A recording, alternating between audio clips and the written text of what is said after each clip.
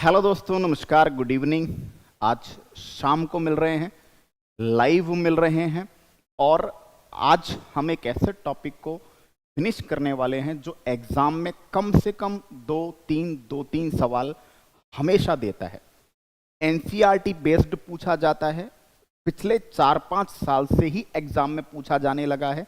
इससे पहले एग्जाम्स में नहीं पूछा जाता था और जब से पूछा जाने लगा है तब से ड्रामेटिकली कह सकते हैं, चमत्कारिक रूप से, या कह सकते हैं एक तरीके से नाटकीय ढंग से इस टॉपिक में एग्जामिनर ने अपनी पकड़ बढ़ाई है।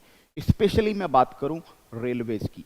रेलवेज में बहुत गहराई में जाकर क्वेश्चंस पूछे जाते हैं, यानी कि 10th क्लास लेवल का एग्जामिनेशन है, लेकिन 11th 12th क्लास तक की बाउंड्रीज और कभी कभी 11th 12th क्लास की बाउंड्रीज से भी आगे जाकर यहां से क्वेश्चंस एग्जामिनर ने पूछे हैं।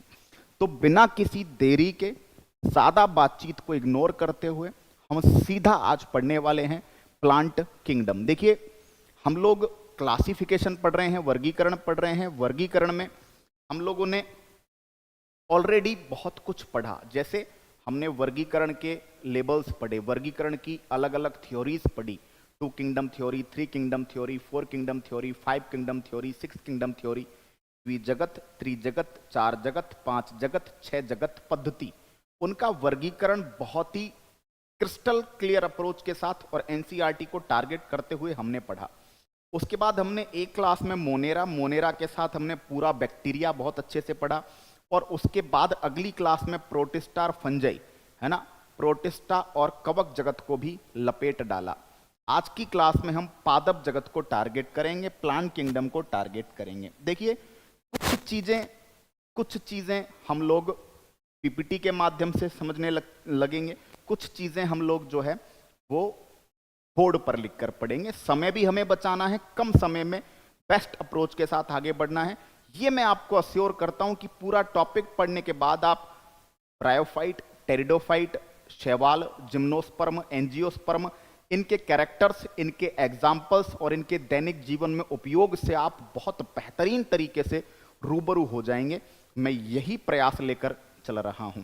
तो आइए सबसे पहले पादपों के बारे में कुछ काम की बातें हम लोग सीखते हैं। दोस्तों, ये बातें बहुत सारी आपको पता होंगी, जो नहीं पता होंगी ये बेसिक इंट्रोडक्शन मैं ले रहा हूं। प्लांट किंगडम की बात करें तो पादप जगत को कहां पढ़ा जाता है? पादप जगत को पढ़ा जाता है बॉटनी में। और बॉटनी जो शब्द बनकर आया है वो बॉटेन से आया है, बॉटेन। और बॉटेन का मतलब है बूटी, जड़ी बूटी, यानी कह सकते हो एक तरीके से हर्ब। ठीक है, तो फादर ऑफ बॉटनी किसे कहते हैं? ये बात बहुत ही सिंपल सी बात, ठीक है, क्लियर। तो सबसे पहले अगर हम बात करें कि फादर ऑफ बॉटनी की बात करेंगे तो हम बात करेंगे थियोफ्रास्टस, ठीक है। उसके बाद बात करेंगे, थियोफ्रास्टस ने एक बुक लिखी थी, उस बुक का नाम था हिस्टोरिया प्लांटेरम। याद रखना, हिस्टोरिया एनिमेलियम एक बुक थी। हिस्टोरिया एनिमेलियम जो बुक थी वो अरस्तु की थी, एनिमल्स को लेकर थी, और जो हिस्टोरिया प्लांटेरम बुक है वो थियोफ्रास्टस की है और वो प्लांट्स को लेकर है, ठीक है। नेक्स्ट बात करेंगे, पादपों में कुछ कैरेक्टर्स पाए जाते हैं। सबसे पहले हम उन कैरेक्टर्स को ही रीच आउट करेंगे, उसके बाद हम लोग जो है अच्छे तरीके से बाकी चीजों को देखेंगे। तो पादपों के कैरेक्टर्स, सबसे पहले पॉइंट टू पॉइंट में साइड में लिखता जाऊंगा, रिवीजन भी करवाऊंगा। सबसे पहले पादपों की बात करें तो ऑटोट्रॉफ होते हैं। सबसे पहले पादपों की बात करें तो पादप स्वपोषी होते हैं। और स्वपोषी होते हैं क्यों? क्योंकि ये प्रकाश की उपस्थिति में अपना भोजन बनाते हैं और भोजन बनाने की जो प्रक्रिया है उसको फोटोसिंथेसिस कहते हैं। क्लियर। फोटोसिंथेसिस की बात करें तो 6 मॉलिक्यूल CO2, 12 मॉलिक्यूल H2O प्रकाश की उपस्थिति में बनाते हैं C6। क्या क्या बनाते हैं? C6H12O6 प्लस में 6 मॉलिक्यूल ऑफ ऑक्सीजन बनाते हैं, साथ में 6H2O वापस। तो यानी देखा जाए तो 12 H2O में से 6 H2O फाइनली बन गए इधर, तो आप इधर घटा के 6H2O भी लिख सकते हैं। अरे काम में कितने आए? तो काम में 6 आए, लेकिन जो प्रॉपर इक्वेशन है वो ये है। क्लियर। चलिए अब आप बात करते हो फोटोसिंथेसिस के बारे में, तो प्रकाश संश्लेषण की क्रिया पादप के ग्रीन पार्ट्स में होती है, पादप के हरे हिस्सों में होती है, और पादप के हरे हिस्से में क्या पाया जाता है? क्लोरोफिल पाया जाता है। क्या पाया जाता है? क्लोरोफिल। और क्लोरोफिल को पादपों का प्रकाश संश्लेषणी वर्णक फोटोसिंथेटिक पिगमेंट कहते हैं। आपसे पूछा जाए पादपों का फोटोसिंथेटिक पिगमेंट क्या होता है, पादपों का प्रकाश संश्लेषी वर्णक कौन सा होता है, तो पादपों में जो फोटोसिंथेटिक पिगमेंट है उसकी बात करेंगे तो आपका आंसर जाएगा क्लोरोफिल, पर्णहरित कहते हैं। तो अगर हम बात करें तो पादपों की पहचान के रूप में जब हम बात करेंगे कि भैया सबसे पहले पादपों में जो है खुद का भोजन खुद बनाने की व्यवस्था, खुद के लिए न्यूट्रिशन खुद डेवलप करने की व्यवस्था पाई जाती है। इसलिए पादप जो होते हैं वे स्वपोषी कहलाते हैं, ऑटोट्रॉप्स कहलाते हैं। और ऑटोट्रॉप्स में क्या होता है? फोटोसिंथेसिस होता है in the presence of light. पादप की उपस्थिति में, प्रकाश की उपस्थिति में, है ना, पेड़ पौधे क्या क्या काम में लेते हैं, ध्यान रखना, पेड़ पौधे CO2 काम में लेते हैं, 12 H2O काम में लेते हैं, साथ में ग्लूकोज बनाते हैं, 6 मॉलिक्यूल ऑफ ऑक्सीजन बनता है और 6 मॉलिक्यूल ऑफ वाटर बाद में निकल जाता है। यानी कि जल के कितने अणु उपयोग में आए? तो 6 आए। लेकिन रिएक्शन जो NCERT ने लिखी है वो कुछ इस तरह से लिखी है। क्लियर हुई बात यहां तक? आगे चल के हम बॉटनी में ही आगे चल के हम फोटोसिंथेसिस को अलग से भी पढ़ेंगे, डिटेल में, डीपली पूरा, ठीक है। फिर बात करते हैं पादपों में, यहां हमने बात की ऑटोट्रॉप्स होते हैं, ठीक है। शिशु पादप में ध्यान रखना, अच्छा क्वेश्चन, कि जब पादप शुरुआती अवस्था में होता है तो फोटोसिंथेसिस, जो शैशव तना होता है, ध्यान रखना, शैशव तना का मतलब है चाइल्ड स्टेम। तो जो शिशु अवस्था में पादप होता है उसका तना और पत्तियां, उसका स्टेम और लीफ दोनों ही फोटोसिंथेसिस करते हैं। लेकिन जैसे जैसे पादप एडल्ट होता जाता है, जैसे जैसे प्लांट की एज बढ़ती जाती है, उसका जो स्टेम है वो डार्क होता चला जाता है, उसका जो तना है वो गहरा कलर, डार्क ब्राउन कलर लेने लग जाता है, ठीक है। तो वयस्क पादप में केवल पत्तियां ही, केवल लीव्स ही फोटोसिंथेसिस करती हैं। क्लियर? फोटोसिंथेसिस वो प्रोसेस है जिसमें CO2 वाटर का यूज करते हैं, ठीक है। क्लियर? ये अच्छा क्वेश्चन, यहीं से क्वेश्चंस की शुरुआत आपके होने लगेगी कि सबसे ज्यादा फोटोसिंथेसिस, क्लियर, लाल और नीले प्रकाश में होता है। क्लियर? सबसे ज्यादा फोटोसिंथेसिस, और सबसे कम फोटोसिंथेसिस किस रंग के प्रकाश में होता है? ग्रीन रंग के प्रकाश में होता है। यानी कि आपसे बोला जाता है कि मैक्सिमम फोटोसिंथेसिस, सबसे ज्यादा प्रकाश संश्लेषण कहां होता है? तो सबसे ज्यादा प्रकाश संश्लेषण लाल, रेड और ब्लू, लाल और नीले प्रकाश में होता है। बट मिनिमम फोटोसिंथेसिस, यहां बच्चा कंफ्यूज होता है, पादप के हरे भागों में होता है प्रकाश संश्लेषण, लेकिन आपसे पूछा जाए किस रंग के प्रकाश में प्रकाश संश्लेषण की क्रिया सबसे ज्यादा होती है, तो आप कहेंगे कि लाल और नीले प्रकाश में फोटोसिंथेसिस सबसे ज्यादा होता है, सबसे कम प्रकाश संश्लेषण हरे रंग के प्रकाश में होता है। कारण सुनो, कारण यह है कि हमने फिजिक्स में पढ़ा है कि जो वस्तु जिस कलर की होती है वो उस कलर को एब्जॉर्ब नहीं करती, उस कलर को रिफ्लेक्ट कर देती है। यानी पादप का जो हिस्सा हरा है वो ग्रीन लाइट को एब्जॉर्ब नहीं करेगा, वो ग्रीन लाइट को क्या करेगा?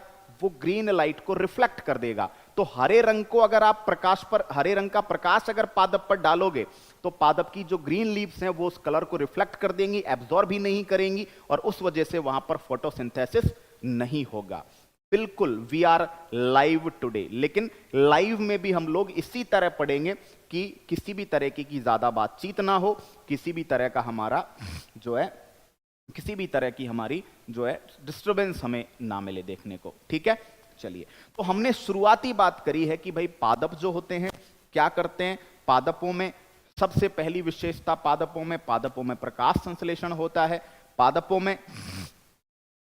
में क्या होता है? पादपों के अंदर, है ना, आपको क्या करना है, पादपों में फोटोसिंथेसिस किस चीज के बीच की रिएक्शन है? CO2 H2O के बीच की रिएक्शन है ना। बदले में, है ना, ग्लूकोज बनता है, ऑक्सीजन बनता है, ठीक है, साथ में वाटर मॉलिक्यूल भी निकलते हैं। पादपों के किस भाग में प्रकाश संश्लेषण होता है? हरे भागों में, ठीक है। जब पादप नया है तो लीफ और स्टेम दोनों में, जैसे जैसे पादप डेवलप होता जाता है तो ओनली लीव्स में होने लगता है, ठीक है। क्लियर? सबसे ज्यादा फोटोसिंथेसिस किस रंग के प्रकाश में? बिल्कुल चीजों को तरीके से पढ़िएगा, और मस्त तरीके से पढ़िएगा। बायोलॉजी में हम लोग जो पैनल पीडीएफ्स हैं उनको मर्ज कर रहे हैं अभी, क्योंकि बायोलॉजी अभी पूरी तरह रिकॉर्डिंग की स्टेज में नहीं आई है, कुछ टॉपिक्स बचे हुए हैं, दैट्स वाई हमने उसको होल्ड पे किया हुआ है, बट फिर भी we will provide the biology panel PDF soon. ठीक है, चलो यहां तक की बात समझ में आ गई हो तो ठीक, अदरवाइज मैं आगे इसको रिपीट करूंगा, मुझे नहीं लगता किसी को भी कोई दिक्कत यहां तक होगी। ठीक है, नेक्स्ट पादपों की दूसरी विशेषता मैं बताने जा रहा हूं। जो प्लांट्स होते हैं, पादपों की सबसे प्रमुख विशेषता, सबसे प्रमुख ध्यान रखना, आपसे पूछा जाए पादप और जंतुओं को अलग करने का ध्यान रखना, पादप और जंतुओं को अलग करने का सबसे बड़ा कारण ध्यान रखना, वेरी इंपॉर्टेंट कैरेक्टर है ये। पादप और जंतुओं का अलग करने का सबसे बड़ा कारण है प्रेजेंस ऑफ सेल वॉल। पादपों में सेल वॉल होती है और किसकी बनी होती है? सेलुलोज की बनी होती है। सेलुलोज क्या है? सेलुलोज एक पॉलीसैकेराइड है। सेलुलोज एक है ना पॉलीसैकेराइड है। सेलुलोज एक कार्बोहाइड्रेट है, एक पॉलीसैकेराइड है, कार्बोहाइड्रेट है, और सेलुलोज जो है ये ग्लूकोज का पॉलीमर है, ग्लूकोज का बहुलक है ये। क्लियर? सेलुलोज क्लियर, ये भी याद रखना। ठीक, नेक्स्ट बात करेंगे पादपों में स्पेशली एक खास बात है कि पादपों में प्लास्टिड्स पाए जाते हैं जो एनिमल्स में एब्सेंट होते हैं। पादप कोशिका में प्लास्टिड होते हैं, प्लांट्स के अंदर प्लास्टिड्स पाए जाते हैं जो जनरली एनिमल्स में एब्सेंट होते हैं। क्लियर हो गई बात यहां तक? ठीक है।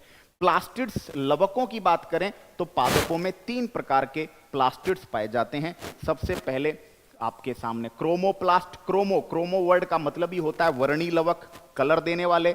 अवर्णी लवक ल्यूकोप्लास्ट। ल्यूकोप्लास्ट की बात करेंगे, स्टोरेज ऑफ फूड करते हैं, भोजन का संग्रहण करते हैं। और तीसरे होते हैं क्लोरोप्लास्ट, हरित लवक, जिनमें क्लोरोप्लास्ट की बात करते हैं तो इन क्लोरोप्लास्ट में क्या पाया जाता है? क्लोरोफिल पाया जाता है, पर्णहरित पाया जाता है, और पर्णहरित के कारण ये प्रकाश संश्लेषण की क्रिया में भूमिका निभाते हैं। तो plants have 3 type of plastids which the animals doesn't have. Animals में नहीं होते, प्लांट्स में होते हैं प्लास्टिड्स, और 3 प्रकार के होते हैं। क्रोमोप्लास्ट जो कलर देंगे उनको बोलेंगे वर्णी लवक। दूसरे होते हैं क्लोरोप्लास्ट, क्लोरो हरित लवक, जो ग्रीन होते हैं, जो क्लोरोफिल रखते हैं। ठीक है, आगे क्लोरोफिल को लेकर भी बात करूंगा, यहां पर भी बता देता हूं। क्वेश्चन पूछ ले क्लोरोफिल में कौन सी धातु होती है, ध्यान रखना मैग्नीशियम। आपसे पूछ ले कभी chlorophyll contains which metal, chlorophyll में कौन सा मेटल होता है, आप कहेंगे मैग्नीशियम होता है। ठीक है, अभी आगे आगे जैसे जैसे आप इस टॉपिक को पढ़ोगे आपको महसूस होगा कि यार प्लांट किंगडम इतना इजीली दिमाग में बैठ सकता है, पादप जगत इतना सटीकता से दिमाग में कैसे बैठ सकता है, मैं बिठा के मानूंगा, मेरा वादा है। यहां से बस बने रहना क्लास के अंदर। ठीक है, चलो तीसरा है, अभी तो शुरुआत करी है। ठीक है, ये बाकायदा पीडीएफ मिलेगी आपको चिल्ड। Next plastids. दोस्तों प्लास्टिड्स को लेकर हम 4 तरह की बात कर रहे हैं बेसिकली। सबसे पहले क्रोमोप्लास्ट, कलर प्रोवाइड करेंगे। ल्यूको का देखो, ल्यूकोसाइट आपने पढ़ा होगा। ल्यूको का मतलब क्या होता है? WBC, कलरलेस होती है। ल्यूकोसाइट, ल्यूको का मतलब ही होता है कलरलेस, तो इनमें कलर नहीं होता। तो ये क्या करेंगे? अब जब ये तो कलर देंगे, अच्छा इनका कलर ग्रीन होता है, ये फोटोसिंथेसिस करेंगे। क्लियर? लेकिन जो ल्यूकोप्लास्ट है वो क्या करेंगे? तो ल्यूकोप्लास्ट का काम है स्टोरेज ऑफ फूड। अब स्टोरेज ऑफ फूड की बात करें तो एल्यूरोप्लास्ट, इलियोप्लास्ट, एमाइलोप्लास्ट, ध्यान रखना। एल्यूरोप्लास्ट को प्रोटियोप्लास्ट भी कहते हैं। एल्यूरोप्लास्ट क्या काम करेंगे? एल्यूरोप्लास्ट प्रोटीन को स्टोर करेंगे।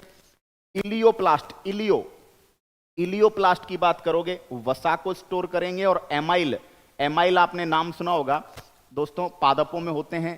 फूड का जो स्टोरेज है पादपों में भोजन का जो संग्रहण है वो कहां पर होता है? वो स्टार्च की फॉर्म में होता है। और स्टार्च की फॉर्म में, स्टार्च को आपने पढ़ा होगा एमाइल भी कहते हैं। याद करो, स्टार्च को जो एंजाइम लार में, सलाइवा में जो एंजाइम स्टार्च को माल्टेज में बदलता है उसका नाम क्या है? एमाइलेज। स्टार्च को माल्टोज में बदलता है ना, स्टार्च शुगर को माल्टोज शुगर में, पॉलीसैकेराइड को डाइसैकेराइड में। कौन है बोलो? तो आप क्या बोलेंगे? है ना आपके सामने एमाइलो।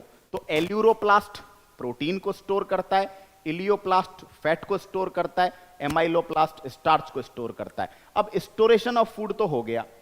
अब बात करते हैं वर्णी लवक। विभिन्न पादपों में रंग के लिए, जैसे टमाटर में लाइकोपीन होता है, गाजर में कैरोटीन होता है। अब इनके कुछ को नाम से भी, जैसे टमाटर का नाम होता है लाइको पर्सिकम एस्कुलेंटस, तो लाइको लाइको मिल जाएगा लाइकोपिन। इसी तरीके से डॉकस कैरोटा गाजर, कैरोटीन कनेक्ट करेगा, ठीक है। चुकंदर बीटरूट, चुकंदर को बीटरूट बोलते हैं, वहां पे बीटैनिन होता है, ठीक है। बैंगन, बैंगन के अंदर भी ध्यान रखना, सेब में भी, बैंगन में सेब में दोनों में एंथोसाइनिन होता है। पीले कलर के जो पुष्प होते हैं, जो येलो कलर के फ्लावर होते हैं, उनमें जेंथोफिल पाए जाते हैं। तो वर्णक कई टाइप के होते हैं, आगे चल के हम ये प्लास्टिड्स की भी बात करेंगे, जब हम सेल टॉपिक को, कोशिका टॉपिक को डिस्कस करेंगे तो वहां पे इस सब को भी हम लोग अच्छे से कनेक्ट करेंगे। तो मुझे सिर्फ इतना जानना है कि यहां तक की जो चर्चा है, देखो क्या होता है, मेरी हमेशा आदत रही है गहरा पढ़ाओ, बढ़िया पढ़ाओ और ऐसा पढ़ाओ जिसको पढ़ने के बाद बच्चे को इधर उधर नहीं झांकना पड़े। क्लियर हो गई बात यहां तक? तो प्यारे बच्चों, प्रयास सिर्फ यही है, आखिरी चोट, लेकिन ऐसी चोट कि उसके बाद कंटेंट नतमस्तक हो जाए, एग्जामिनर नतमस्तक हो जाए, क्वेश्चन नतमस्तक हो जाए। देखो दोस्तों, plastid, chromoplast, chloroplast, leucoplast. Chromo colour, leuco leucocyte, WBC colourless, है ना, और क्लोरोप्लास्ट हरित लवक। अब जब क्रोमोप्लास्ट की बात करेंगे तो रंग देंगे। टमाटर का रंग किसके कारण होता है? लाइकोपिन। गाजर का रंग कैरोटीन। चुकंदर बीटेनिन। सेब, सेब और, है ना, एप्पल, एप्पल और ब्रिंजाल, है ना, सेब, एप्पल, सेब के अंदर, है ना, बैंगन के अंदर एंथोसाइनिन। जो येलो कलर के फ्लावर होते हैं उनमें जेंथोफिल पाया जाता है, ठीक है। यहां तक बात समझ में आ गई? ठीक है। उसके बाद जब प्रोटियोप्लास्ट डिस्कस करेंगे तो कर लो, हमें तो इसकी भी टेंशन नहीं है। प्रोटियोप्लास्ट में हम देख रहे हैं कि साहब प्रोटीन का एल्यूरोप्लास्ट प्रोटीन स्टोरेज करेंगे, ठीक है। उसके बाद बात करते हैं हम लोग इलियोप्लास्ट फैट का स्टोरेज कर रहा है, और आपके जो एमाइलोप्लास्ट है वो स्टोरेज ऑफ स्टार्च करता है। यहां तक की बात समझ में आ गई क्या? क्योंकि इसके आगे जो आने वाला है वो है जो हम सबसे यूनिक पढ़ने वाले हैं, जो हम सबसे स्पेशल पढ़ने वाले हैं, जो हम सबसे खास पढ़ने वाले हैं। बोलिए क्लियर? यहां तक की बात सबके समझ में आ गई हो तो चीज को मैं आगे बढ़ाता हूं। जल्दी से मुझे इतना जवाब देना कि भैया ये बात समझ में आ गई क्या? बोलो।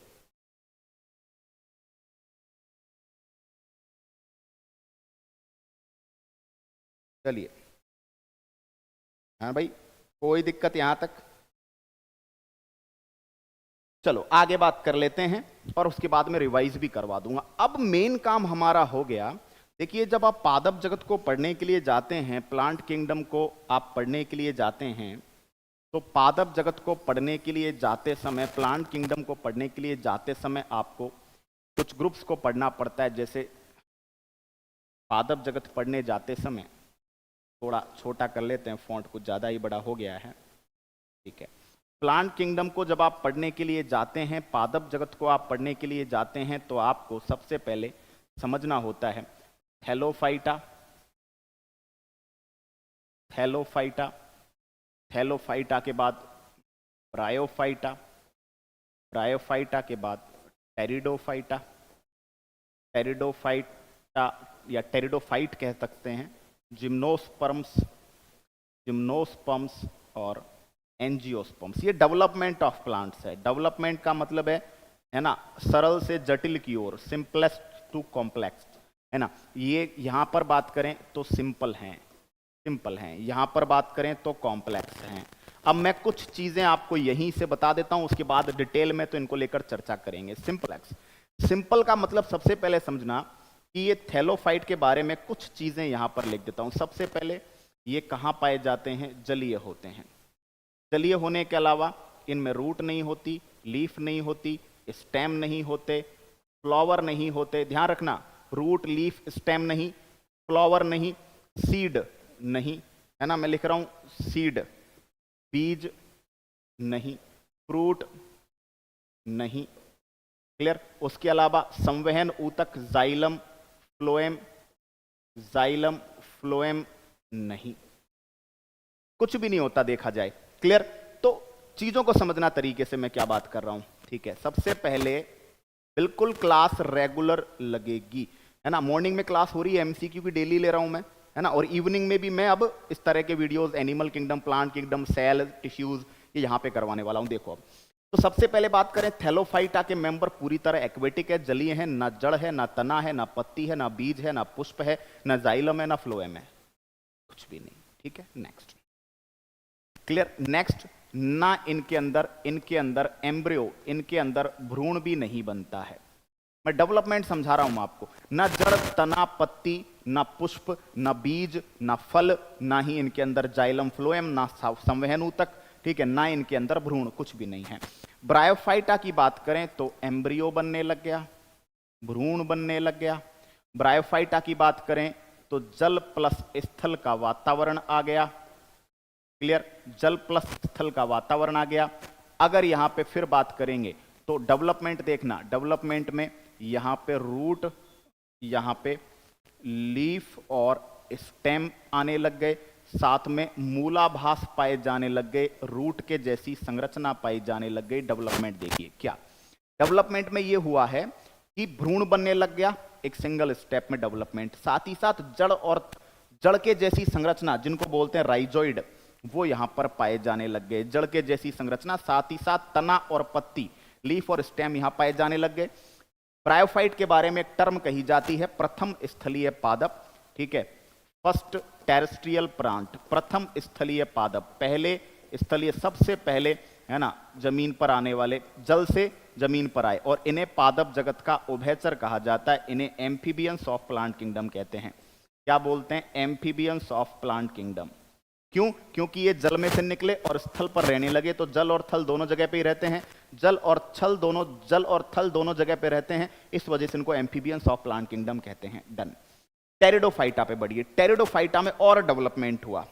ये देखो डेवलपमेंट, यहां कुछ नहीं था, यहां ये चीजें आ गई। अब यहां ये चीजें तो रहेंगी ही, क्लियर। और डेवलपमेंट देखिए, यहां पर एम्ब्रियो तो पाया ही जाने लग गया, यहां पर रूट, लीफ, स्टेम, क्लियर जड़, तना, पत्ती पाए जाने लग गए, और साथ ही साथ यहां पे पहली बार जाइलम और फ्लोएम पाए जाने लग गए।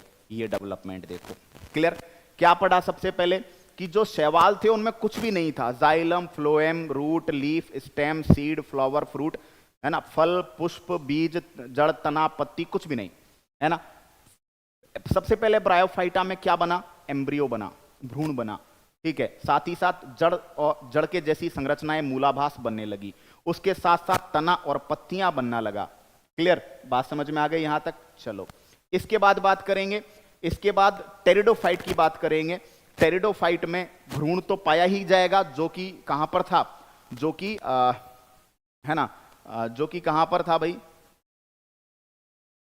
जो सबसे पहले जो ब्रायोफाइट में था, उसके बाद जड़, तना, पत्ती, क्लियर, और जाइलम, फ्लोएम पाए जाने लग गए, ठीक है। तो टेरिडोफाइट के लिए जो काम की बात है, टेरिडोफाइट को कहते हैं प्रथम सफल स्थलीय पादप। ब्रायोफाइट सक्सेसफुल नहीं हो पाए थे, प्रथम सफल स्थलीय पादप, फर्स्ट सक्सेसफुल टेरेस्ट्रियल प्लांट।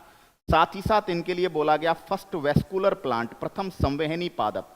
जल और भोजन के प्रवाह के लिए इनमें स्पेशल सिस्टम पाया गया जाइलम और फ्लोएम का, क्लियर। तो टेरिडोफाइटा के लिए कुछ स्पेशल बात। बिल्कुल क्लास इसी टाइम चलेगी, प्रयास है रेगुलर बेसिस पर चले। मॉर्निंग में 8 बजे रेगुलर सेशन आपका हो रहा है, ठीक है, क्लियर। बीके पाठक साइंस प्लेटफॉर्म पे मॉर्निंग में एमसीक्यू सेशन हम लोग रेगुलर ले रहे हैं, और इवनिंग में मैं स्पेशल सेशंस बीच बीच में लेता रहूंगा। प्रयास रेगुलर का है, बट मे भी एक आध दिन कभी गायब भी हो सकता हूं, ठीक है। चलो, तो टेरिडोफाइट में ये काम हुआ। अब जिम्नोस्पर्म में क्या होने लगा? देखो, जिम्नोस्पर्म में फ्लावर पाया जाने लगा, जिम्नोस्पर्म में बीज बनने लगे, है ना। डेवलपमेंट देखो, जिम्नोस्पर्म में एक और आगे बढ़े, जड़, तना, पत्ती तो थे ही, जाइलम, फ्लोएम भी आ गए। अब नया डेवलपमेंट हुआ कि यहां पर साहब क्या हुआ? पुष्प बना, बीज बना, लेकिन बीज पर आवरण नहीं है, इसलिए इनको नग्न बीजी कहते हैं। और बीज पर आवरण नहीं है तो इनके अंदर फ्रूट नहीं बना। इनके अंदर क्या नहीं बना है? फ्रूट नहीं बना, ये कमी रह गई। और जब आप जिम्नोस्पर्म, एंजियोस्पर्म पे आएंगे तो यहां पर फ्रूट भी बनने लग गया, यहां पर फल भी बनने लग गया, और यहां पर बीज पर आवरण, सीड कोट, बीज पर आवरण भी पाया जाने लग गया, इसलिए इनको आवृत बीजी, ढके हुए बीज वाले कहते हैं, है ना। जिम्नोस्पर्म को अनावृत बीजी कहते हैं क्योंकि उनका बीज खुला हुआ है, एंजियोस्पर्म को आवृत बीजी कहते हैं क्योंकि बीज ढका हुआ है। अब समझो कहानी क्या समझोगे कि सबसे पहले थैलोफाइटा, थैलोफाइटा में जड़ तना पत्ती नहीं है, पुष्प नहीं, बीज नहीं, जाइलम नहीं, फ्लोएम नहीं, जल में पाए जाते हैं। ब्रायोफाइट में जल से बाहर निकल कर आए और स्थल पर आए, तो पहले स्थलीय पादप कौन? ब्रायोफाइट। लेकिन जल में भी रहते थे, तो जल और थल दोनों का इनके पास ऑप्शन था, इसलिए उनको एम्फीबियंस ऑफ प्लांट किंगडम कहते हैं। ब्रायोफाइटा में क्या बनने लगा? सबसे पहले भ्रूण बनने लगा, एम्ब्रियो। साथ ही साथ तने और पत्ती जैसी संरचना पाई जाने लग गई और जड़ के जैसी संरचना मूलाभास पाया जाने लग गया। उसके बाद टेरिडोफाइट में, अब देखो डेवलपमेंट जब होगा तो पुरानी चीजें तो मौजूद रहेंगी। टेरिडोफाइट में एक्स्ट्रा क्या हुआ? टेरिडोफाइट पूरी तरह स्थल पर आकर सेट हो गए, इसलिए उनको बोला सफल स्थलीय पादप। दूसरी बात, टेरिडोफाइट में एक्स्ट्रा क्या हुआ? टेरिडोफाइट में जाइलम और फ्लोएम जो संवहन ऊतक है, पादपों में ट्रांसपोर्टेशन टिश्यूज हैं जो कि जल और फूड का, वाटर का ट्रांसपोर्ट करते हैं, वो पाए जाने लग गए। अब टेरिडोफाइट के आगे बढ़े जिम्नोस्पर्म। जिम्नोस्पर्म में एडिशनल क्या आया? फ्लावर, पुष्प। तो पहले पुष्प वाले पादप कौन बने? जिम्नोस्पर्म। और जिम्नोस्पर्म में पुष्प भी बना, बीज भी बना, लेकिन बीज के ऊपर आवरण नहीं आया। बीज से ही तो फल बनता है, तो बीज के ऊपर जब कोटिंग नहीं आई तो फल का निर्माण नहीं हुआ। क्लियर? एंजियोस्पर्म में जाकर वो बीज के ऊपर कोटिंग आ गई और फल का निर्माण हो गया। इस तरह सिंपल से कॉम्प्लेक्स की जो यात्रा है वो आपके पूरी होती है। Simple to complex. बोलो बात समझ में आई क्या यहां तक की? ये क्लासिफिकेशन का ऑर्डर है, डेवलपमेंट का ऑर्डर है कि कब क्या हुआ है। समझो, समझे क्या क्या हुआ है? दोबारा समझ लो। देखो, थैलोफाइट है ना, ब्रायोफाइट, क्या कब कहां क्या कहां नहीं है? टेरिडोफाइट, जिम्नोस्पर्म और एंजियोस्पर्म। क्लियर? यहां क्या बात हुई, ध्यान देना, यहां रूट नहीं, लीफ नहीं, स्टेम नहीं, ठीक है, पुष्प नहीं, जाइलम नहीं, फ्लोएम नहीं, ठीक है। उसके बाद बात करें, है ना, फ्लावर, पुष्प नहीं, सीड, एक एक चीज, सीड, बीज नहीं, फ्रूट नहीं, है ना। क्लियर? बोलो, एम्ब्रियो, भ्रूण नहीं। ब्रायोफाइट में जाके एम्ब्रियो पाया जाने लग गया, ठीक है, लीफ पाई जाने लग गई, स्टेम पाया जाने लग गया, और उसके बाद क्या हुआ? राइजोइड, मूल आभास कराने वाली मूलाभास उपस्थित।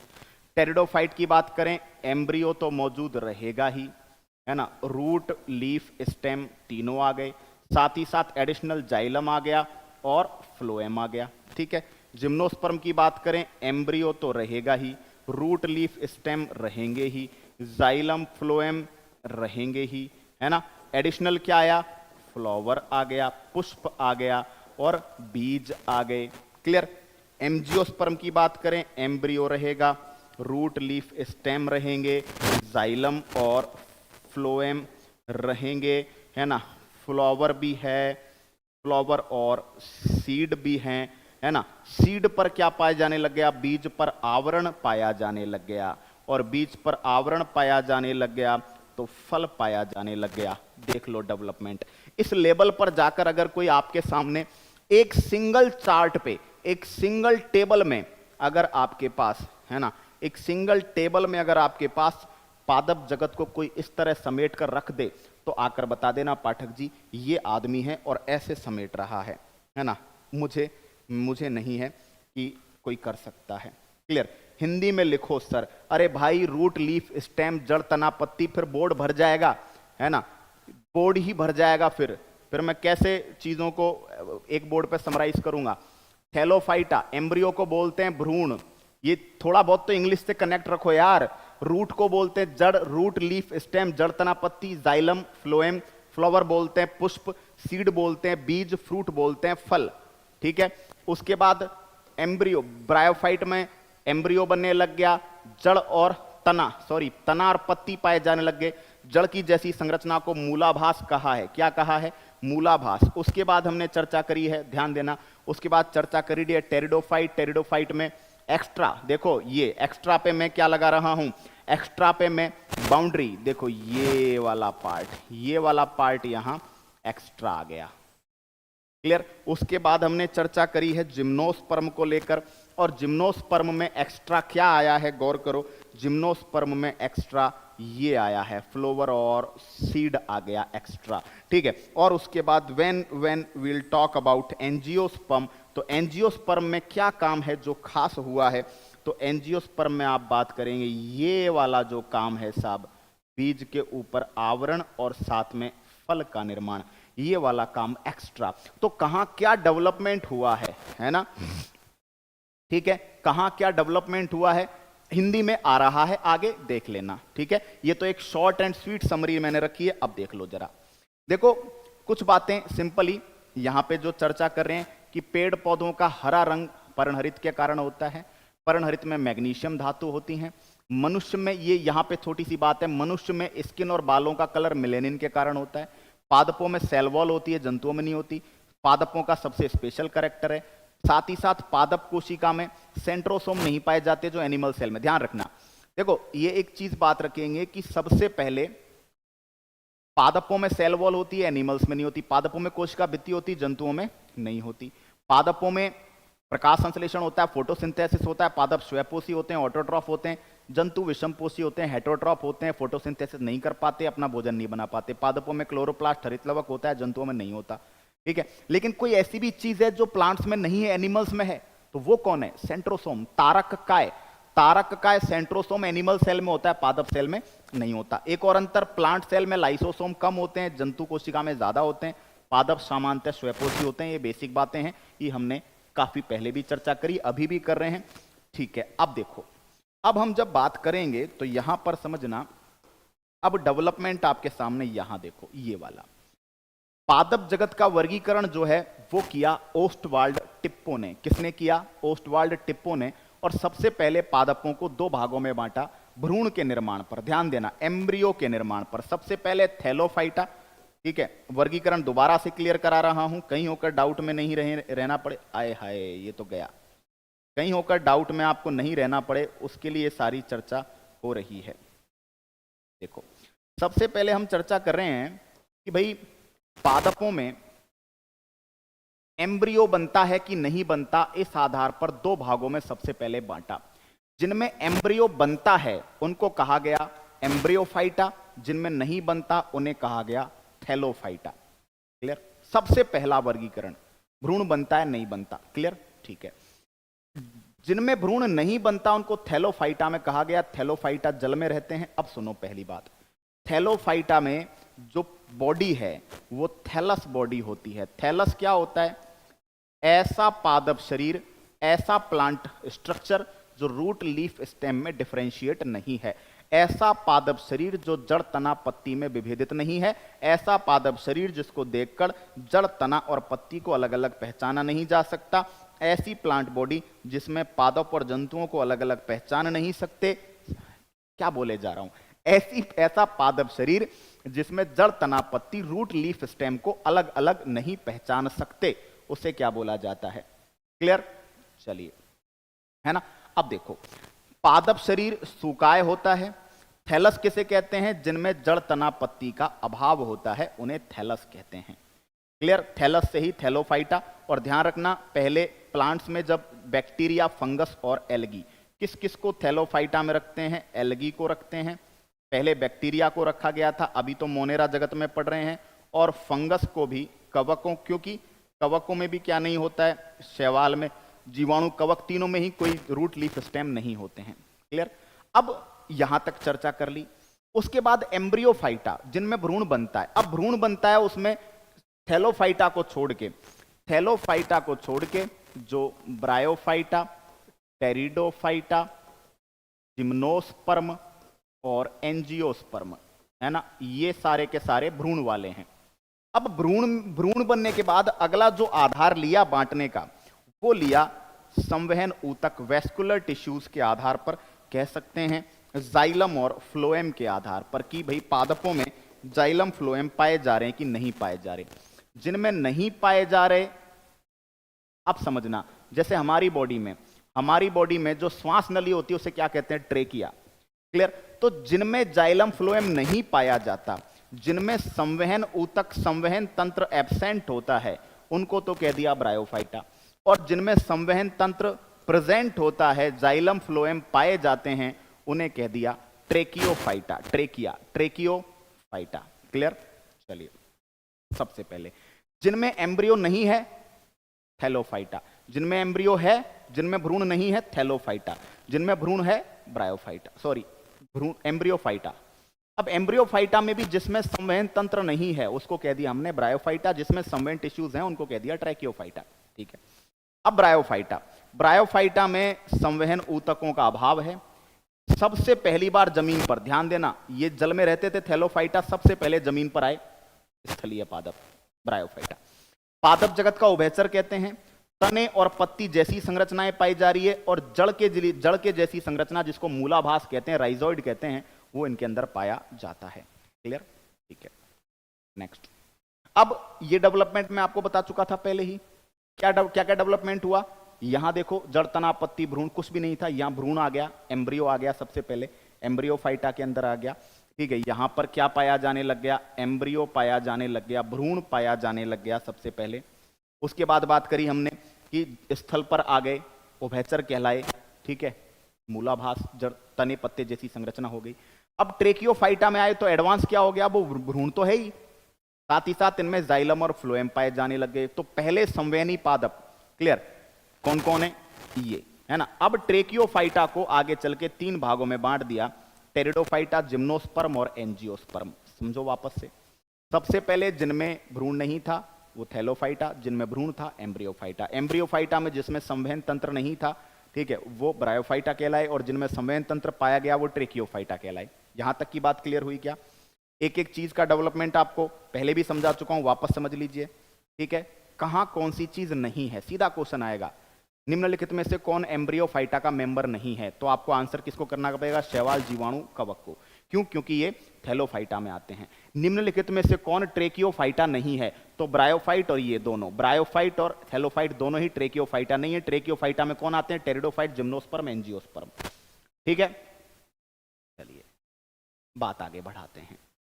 बात आगे जब बढ़ाएंगे तो देखिए ट्रेकियोफाइटा। अब ट्रेकियोफाइटा का मतलब है इन तीनों में संवहन तंत्र पाया जा रहा है। ट्रेकियोफाइटा में सबसे पहले जिम्नोस्पर्म, पहले ही कह दिया था, टेरिडोफाइटा में जाइलम फ्लोएम पाए जा रहे हैं। पहले संवहनी पादप हैं, जड़ तना पत्ती है, क्लियर है। ठीक है, पुष्प नहीं होता, फ्लावर नहीं है। फ्लावर कहां से आया, जिम्नोस्पर्म से। इन्हें वानस्पतिक सर्प कहते हैं, इन्हें फर्स्ट सक्सेसफुल टेरेस्ट्रियल प्लांट। मैंने कहा था पादप जगत का उभयचर ब्रायोफाइट को कहा है, बट ब्रायोफाइट सक्सेसफुली नहीं हो पाए थे, जमीन पे सेट नहीं हो पाए थे। क्यों? क्योंकि आगे चल के पढ़ेंगे कि ब्रायोफाइट्स में निषेचन के लिए, फर्टिलाइजेशन के लिए, नई संतान की उत्पत्ति के लिए जल की जरूरत है, बिना वाटर के नहीं होता उनमें फर्टिलाइजेशन, तो इसलिए वो थोड़े से सक्सेसफुल नहीं हो पाए। ठीक है, अब जिम्नोस्पर्म में देखो कि, अब समझना, देखो टेरिडोफाइटा में क्या क्या है, रूट है, लीफ है, स्टेम है। ठीक है, टेरिडोफाइटा में जाइलम है, फ्लोएम है। क्लियर? टेरिडोफाइटा में पूरी तरह जमीन पर आकर क्या हो गए, स्थलीय हो गए, है ना। और इनका जो तना है वो एकदम सांप की तरह चमकीला होता है, इसलिए इनको वानस्पतिक सर्प कहते हैं। क्लियर? ये डेवलपमेंट है। अब फ्लावर नहीं है, तो जिम्नोस्पर्म में पहली बार फ्लावर आया, पुष्प आया, और पुष्प आएगा तो बीज, तो पहली बार बीज और पुष्प। अच्छा, जिम्नोस्पर्म के लिए एक वर्ड काम में लिया जाता है, ध्यान रखना, नग्न बीजी, नेकेड स्पर्मा, या अनावृत बीजी। अन का मतलब नहीं, ढका हुआ का, आवृत का मतलब ढका हुआ, और बीजी का मतलब बीज। इसका मतलब इनका बीज ढका हुआ नहीं है, बीज के ऊपर आवरण नहीं है। क्लियर? पहले बीजीय पादप है, जड़ तना पत्ती स्पष्ट है, अनावृत बीजी कहते हैं। कमी क्या है, बीज पर आवरण अनुपस्थित है, और आवरण अनुपस्थित होने के कारण इनमें फ्रूट नहीं बना, फल अभी भी नहीं बना। एंजियोस्पर्म्स में क्या हुआ, फर्स्ट फ्रूट प्लांट है, सबसे डेवलप्ड प्लांट है, बीज पर आवरण पाया जाता है, सीड कोट पाया जाता है, फ्रूट पाया जाता है। तो यार अब कितनी बार मैं इस चीज को क्लियर करूं कि कहां क्या नहीं है, कहां क्या क्या चीज। फ्रूट सबसे पहले कहां आया, एंजियोस्पर्म में। बीज पर आवरण कहां आया, सबसे पहले एंजियोस्पर्म में। सबसे पहले फ्लावर कहां आया, प्रथम पुष्पीय पादप, ठीक है, फर्स्ट फ्लावरिंग प्लांट कौन है, जिम्नोस्पर्म है। ठीक है, बोलो first seeding plants, first seed plant कौन है। पहले बीज युक्त पादपों की बात करें तो कौन है, जिम्नोस्पर्म्स हैं, है ना। पहले ट्रेकियोफाइटा जिनमें वेस्कुलर बंडल्स पाए जा रहे हैं, जिनमें संवहन ऊतक पाए जा रहे हैं, जाइलम फ्लोएम पाए जा रहे हैं, वो पहले पादप कौन थे? टेरिडोफाइटा, है ना। जमीन पर सफल होने वाले पादप कौन से थे? टेरिडोफाइटा। जमीन पर आने वाले पहले पादप कौन थे? ब्रायोफाइटा। पादप जगत का उभयचर किसे कहते हैं? ब्रायोफाइटा, ठीक है। बॉटेनिकल स्नेक किसे कहते हैं? टेरिडोफाइटा। क्लियर। एक और टर्म है, एक और टर्म है, याद रखना कि एक और टर्म है क्रिप्टोगेम्स और फेनरोगेम्स। तो और टर्म है क्रिप्टोगेम्स और फेनरोगेम्स। क्रिप्टोगेम किन्हें कहते हैं? क्रिप्टोगेम बोला जाता है नॉन फ्लोरिंग प्लांट, अपुष्पी पादप, नॉन फ्लोरिंग प्लांट यानी अपुष्पी पादप। अब अपुष्पी पादप में कौन कौन है? थैलोफाइटा है, ब्रायोफाइटा है और टेरिडोफाइटा है। यहां फेनरोगेम में कौन आएगा? फ्लावरिंग प्लांट, पुष्पी पादप, और पुष्पी पादप का मतलब जिम्नोस्पर्म और एंजियोस्पर्म। तो ये भी ध्यान रखना, क्रिप्टोगेम पादप किसको बोलते हैं? जिम्नोस्पर्म और एंजियोस्पर्म को छोड़कर जो भी पादप हैं, शैवाल, ब्रायोफाइटा, टेरिडोफाइटा, सब किस में आते हैं? क्रिप्टोगेम्स में आते हैं। और जिम्नोस्पर्म, एंजियोस्पर्म्स किस में आते हैं? फेनरोगेम्स में आते हैं। इससे बेस्ट, इससे सटीक और इससे अनोखा पादप जगत का वर्गीकरण आपके सामने मुझे नहीं लगता कोई रख पाएगा। इससे क्रिस्टल क्लियर कोई एक्सप्लेनेशन प्यारे बच्चों नहीं है। जितने भी बच्चे लाइव हमारे साथ जुड़े हैं, एक बार आप अपने विचार रखें कि क्या आपके दिमाग में सारा बैठा क्या। दोबारा से मैं दिखा रहा हूं आपको चीजें, क्या दिखा रहा हूं? थैलोफाइटा सरल पादप थे, जल में रहते थे, जड़ नहीं, पत्ती नहीं, तना नहीं, जाइलम नहीं, फ्लोएम नहीं, पुष्प नहीं, बीज नहीं, फल नहीं, कुछ भी नहीं। क्लियर। भ्रूण भी नहीं, एम्ब्रियो भी नहीं था, है ना, एम्ब्रियो भी नहीं था। ब्रायोफाइटा में सबसे पहली बार एम्ब्रियो आया, तो पहला एम्ब्रियो वाला पादप। अब जैसे जैसे चीजें आती जाएंगी आगे वालों में वो रिपीट होंगी और नए कैरेक्टर्स आएंगे। एम्ब्रियो पाया जाने लग गया, जल और जल से स्थल पर आ गए, जड़ के जैसी संरचना मूलाभास, राइजोइड, साथ ही साथ तना और पत्ती जैसी संरचना पाई जाने लग गई। प्रथम स्थलीय पादप कहा, पादप जगत का उभयचर कहा। सफल नहीं हो पाए, बट सतह पर सफल कौन हुए? टेरिडोफाइटा। टेरिडोफाइटा में एडिशनल क्या आया? जाइलम और फ्लोएम। वेस्कुलर बंडल एडिशनल आए, बाकी सब कुछ पहले से था। जिम्नोस्पर्म में एडिशनल क्या आया? पुष्प एडिशनल आया, फ्लावर एडिशनल आया, बीज एडिशनल आया। पूरी तरह जड़ तना पत्ती तो टेरिडोफाइटा से ही आ गए थे, है ना। जिम्नोस्पर्म में बीज एक्स्ट्रा आया, फ्लावर एक्स्ट्रा आया। क्लियर। और उसके बाद एंजियोस्पर्म में बीज के ऊपर आवरण आ गया, है ना। जिम्नोस्पर्म का नाम ही है नग्न बीजी, जिसका बीज नंगा है, जिसके बीज ने कपड़े नहीं पहन रखे, वो जिम्नोस्पर्म है ना। कपड़े नहीं पहन रखे तो बिना कपड़े पहने रोड पे घूमोगे तो कोई तुम्हें फल देगा? नहीं देगा। थप्पड़ देंगे, पत्थर देंगे, फल देगा कोई? नंगा घूम रहा है बेशर्म आदमी। तो जैसे ही आपने सीड के ऊपर आवरण पहनाया तो भैया आप किसी के भी घर जाओगे, आदर से आपको खाना पीना खिलाया जा सकता है, फल मिलेगा। एंजियोस्पर्म, ठीक है, आवृत बीजी। क्लियर हुई बात। अब हमें एक एक को लपेट डालना है। यहां तक का क्लासिफिकेशन ही था जो दिमाग में थोड़ा सा मुश्किल करता है सेट होने में। क्लियर हो गई बात यहां तक? चलिए, है ना, ओके, है ना। आगे बात करते हैं। आगे जब हम बात करेंगे तो अब हमें एक एक को पढ़ना है ना। चलिए, सबसे पहले अब तो थोड़ा रट्टे पे काम है, जैसे शैवाल, एल्गी। दोस्तों, शैवालों का अध्ययन क्या कहलाता है? कंटेंट भाई साहब कूट कूट के भरा है। शैवालों का अध्ययन क्या कहलाता है? फाइकोलॉजी, है ना। कवकों का अध्ययन पढ़ाया था, माइकोलॉजी। फाइकोस का अर्थ है सीवीड। सीवीड का मतलब ध्यान रखना समुद्री खरपतवार। ध्यान रखना, शैवालों के लिए जो शब्द काम में लिया जाता है वो क्या काम में लिया जाता है? समुद्री खरपतवार। समुद्री खरपतवार, वीड, खरपतवार क्या होती है? गेहूं के साथ बथुआ कहते हैं ना। खरपतवार मुख्य फसल, प्राइमरी क्रॉप के साथ उगे हुए वो अनवांटेड प्लांट्स हैं, वो अवांछनीय अनचाहे पौधे हैं जो क्या करते हैं?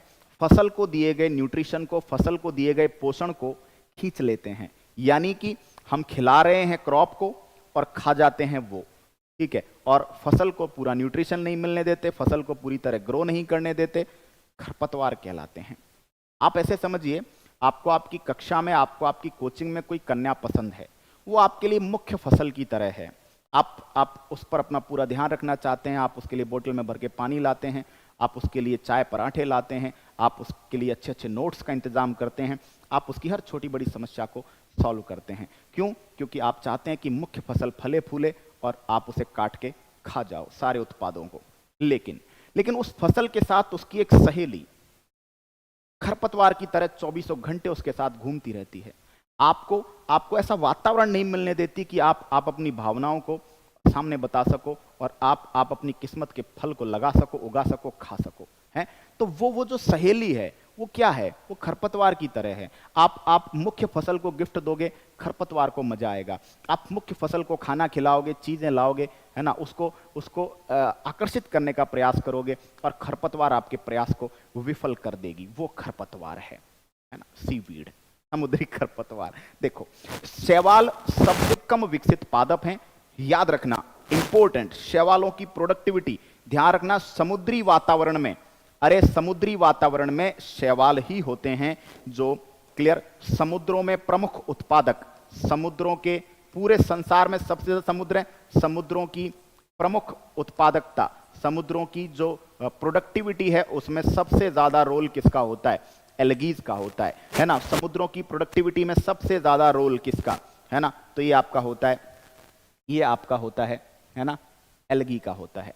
ठीक है, चलो नेक्स्ट, अगला, परजीवी शैवाल। दोस्तों, शैवाल शैवाल जो होते हैं ऑटोट्रॉफ होते हैं, परपोषी नहीं होते जनरली, लेकिन कुछ शैवाल हैं जो दूसरों से न्यूट्रिशन लेते हैं। भाई हमने पढ़ा है शैवाल स्वपोषी होते हैं, लेकिन कुछ शैवाल जो होते हैं वो परपोषी भी होते हैं।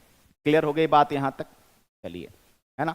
तो एक्चुअली मैं फसल शब्द का प्रयोग मैंने केवल एग्जाम्पल के लिए किया है, मैंने भावनात्मक रूप से आप थोड़ा सा समझेंगे मैं क्या कहना चाह रहा हूं। मैं खरपतवार समझाना चाह रहा हूं, मुख्य फसल के साथ अनावश्यक उगने वाले पौधे।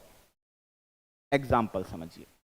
अब ऐसे समझिए किसी बारात में दूल्हा आया, लेकिन दूल्हे से ज्यादा भाव उसके सूगले टुच्चे दोस्त खाते हैं। वो भाई साहब ऐसा फील लेते हैं वीआईपी।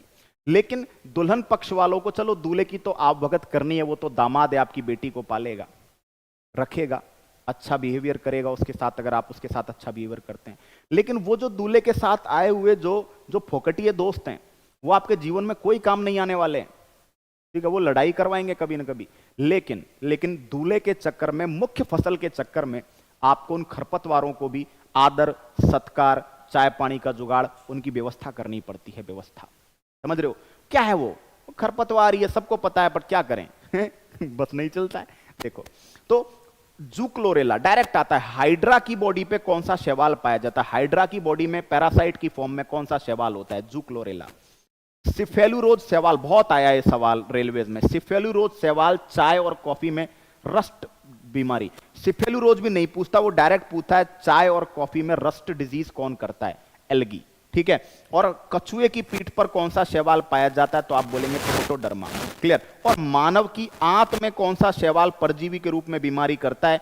ह्यूमन इंटेस्टाइन में कौन सा शैवाल है जो परजीवी के रूप में पाया जाता है? तो ऑसिलोटेरिया। अब थोड़ा सा अगर आप देखेंगे तो कछुए की पीठ पर जो रहेगा वो बाह्य परजीवी होगा, वो एक्सोपैरासाइट होगा, अरे बॉडी के बाहर रहता है। और जो आंत के अंदर पाया जा रहा है हमारे अंदर, तो वो कैसा परजीवी होगा? वो एंडोपैरासाइट होगा, वो अंतः परजीवी होगा। तो परजीवी अगर बाहर रह रहे हैं बॉडी के तो उसको बोलते हैं एक्सोपैरासाइट। और परजीवी अगर है ना, अगर क्या हो रहा है, अंदर रह रहा है बॉडी के, दैट इज कॉल्ड एंडोपैरासाइट। क्या बोलेंगे उसको? एंडोपैरासाइट। ठीक है, तो जूक्लोरेला हाइड्रा की बॉडी में रहता है। ठीक है, सिफेलुरोज एल्गी चाय कॉफी में रस्ट डिजीज करता है। प्रोटोडर्मा कछुए की पीठ पर पाया जाता है। ऑसिलोटोरिया शैवाल मानव की आंत में पाया जाता है। एक एक करके हमने सबको लपेट डाला है। क्लियर? चलिए, है ना, आगे बात करते हैं। आगे दोस्तों, शैवालों की जो सेल वॉल है वो सेलुलोज और हेमी सेलुलोज की बनी होती है, कोशिका भित्ति। जलीय पारिस्थितिकी तंत्र में उत्पादक की भूमिका निभाते हैं, पहले ही पढ़ा है। क्लोरेला शैवाल और स्पाइरुलिना विश्व में सबसे ज्यादा प्रोटीन अंश। क्लोरेला से क्लोरेलिन औषधि भी बनाई जाती है, और यह भी ध्यान रख लेना, क्लोरेला शैवाल को स्पेस एल्गी कहा जाता है। अरे क्लोरेला शैवाल को क्या बोलते हैं? Space algae. क्लोरेला शैवाल को अंतरिक्ष यात्रियों का भोजन कहते हैं। कम जगह में उग जाता है, ऑक्सीजन भी प्रोवाइड करेगा, साथ ही साथ भोजन भी प्रोवाइड करेगा। प्रोटीन कंटेंट बहुत अच्छा पाया जाता है क्लोरेला के अंदर, ठीक है। तो क्लोरेला और स्पाइरुलिना कहते हैं, दोनों के अंदर स्पाइरुलिना में कहा जाता है लगभग 65% प्लस, और यहां पे भी बात करें तो 60 से 70% प्लस, है ना, आपके प्रोटीन कंटेंट पाया जा रहा है। तो क्लोरेला और स्पाइरुलिना ये दोनों शैवाल हैं जिनका प्रयोग भविष्य में अभी भी किया जा रहा है। सिंगल सेल प्रोटीन, देखिए आप जब पढ़ेंगे बायोटेक्नोलॉजी तो वहां पे पढ़ेंगे सिंगल सेल प्रोटीन, इकाई कोशिका प्रोटीन। आज प्रोटीन के लिए हम लोग दूध, प्रोटीन के लिए अंडा, प्रोटीन के लिए पनीर, प्रोटीन के लिए दालें, इस तरह की चीजें काम में ले रहे हैं। लेकिन आगे चल के प्रोटीन, एकल कोशिका से मिलने वाली प्रोटीन, जैसे स्पाइरुलिना, क्लोरेला, ये एकल कोशिका के रूप में मिलने वाली प्रोटीन्स हैं जो कम खाकर आप अच्छा प्रोटीन कंटेंट, मतलब 60, देखो जैसे सोयाबीन में हम कहते हैं 42% प्रोटीन अराउंड, यहां देखो 65%, 60 to 70% कंटेंट है, ठीक है। अच्छा, सिंगल सेल प्रोटीन के रूप में एक बैक्टीरिया भी पढ़ाया है मैंने आपको, मिथाइलोट्रोपस मिथाइलोफिलस, आया था हाल ही में राजस्थान में। मिथाइलोट्रोपस मिथाइलोफिलस बैक्टीरिया है, वो जीवाणु 250 ग्राम मात्रा उसकी, अगर प्रॉपर उसको न्यूट्रिशन दिया जाए, प्रॉपर पोषण दिया जाए, अच्छी कंडीशंस में रखा जाए, तो 250 ग्राम मात्रा से 250 टन प्रोटीन पैदा की जा सकती है। तो प्रोटीन के रिच कंटेंट है। अलवा, दोस्तों अलवा नाम का जो शैवाल है उसको समुद्री सलाद कहते हैं, सी लेट्यूस कहते हैं, है ना, सलाद के रूप में लोग खाते हैं। माइक्रोसिस्टिस शैवाल को दैत्याकार समुद्री घास, है ना, giant devil grass, giant sea grass कहते हैं, बहुत विशाल आकार का होता है। शैवालों में सबसे छोटे आकार के क्रोमोसोम और बहुत कम संख्या में क्रोमोसोम भी पाए जाते हैं। एक शैवाल है जिसका नाम है ट्राइकोडेस्मियम इरिथ्रियम, ये समुद्रों में लाल तरंगों के निर्माण के लिए जिम्मेदार है। गोनोलेक्स भी बताया था मैंने आपको रेड वेव्स के लिए, है ना, तो समुद्रों में लाल रंग के लिए ट्राइकोडेस्मियम इरिथ्रियम। लेमिनेरिया, दोस्तों आयोडीन के सोर्स के रूप में आपने पढ़ा होगा, आयोडीन के सोर्स के रूप में, है ना, लेमिनेरिया शैवाल को, है ना, काम में लेते हैं, घेंगा रोग के उपचार में काम में आता है। तो शैवाल के बारे में, एल्गी के बारे में काम की चीजें पढ़ रहे हैं भाई, कि जो एल्गी होता है सेलुलोज, हेमी सेलुलोज की सेल वॉल है, अच्छा उत्पादकता में, समुद्रों में प्रोडक्टिविटी में अच्छा रोल प्ले कर रहा है। सबसे ज्यादा प्रोटीन कंटेंट क्लोरेला स्पाइरुलिना की हमने बात की है। अलवा को समुद्री सलाद कहते हैं, है ना। माइक्रोसिस्टिस दैत्याकार समुद्री घास कह रहे हैं, है ना। सबसे छोटे गुणसूत्र लेमिनेरिया, आयोडीन का अच्छा स्रोत है, ठीक है। आगे बात करते हैं, ठीक है। अगार, ये बहुत आता है। अगार दोस्तों एक पोषण माध्यम है, अगार कल्चर मीडियम है, बायोटेक में काम में लेते हैं, जिसे 2 शैवालों से प्राप्त किया जाता है जिनका नाम है जिलेडियम और ग्लेसिरेलिया। क्लियर? इनका प्रयोग टिश्यू कल्चर में, इनका प्रयोग ऊतक संवर्धन में, इनका प्रयोग बायोटेक्नोलॉजी में किया जाता है, विभिन्न प्रकार की प्रोसेसेस में, ठीक है, पोषण माध्यम में। तो जिलेडियम और ग्लेसिरेलिया भोजन के रूप में, आइसक्रीम बनाने में भी अगार का प्रयोग करते हैं। एग्जाम्पल्स ऑफ एल्गी की बात करें, क्लियर, तो एनसीईआरटी ने कारा, नाइट्रेला, क्लेमाइडोमोनास, स्पाइरोगायरा, वॉल्वॉक्स, नाम ध्यान रखने। वॉल्वॉक्स गोलाकार कॉलोनी के रूप में होता है, यूलोथ्रिक्स और स्पाइरोगायरा तंतुमयी होते हैं, केल्प जो है वो विशाल आकृति का होता है। शैवालों में कायिक, लैंगिक, अलैंगिक, सेक्सुअल, असेक्सुअल तीनों प्रकार का जनन पाया जाता है। ध्यान रखना, कायिक जनन जो है वो फ्रेगमेंटेशन द्वारा और अलैंगिक जनन जूस पोर्स के द्वारा होता है। आगे चल के मैं शैवालों की कुछ स्ट्रक्चर्स आपको दिखाने वाला हूं, ठीक है। चलिए, क्लियर, यहां तक समझ में आ गई?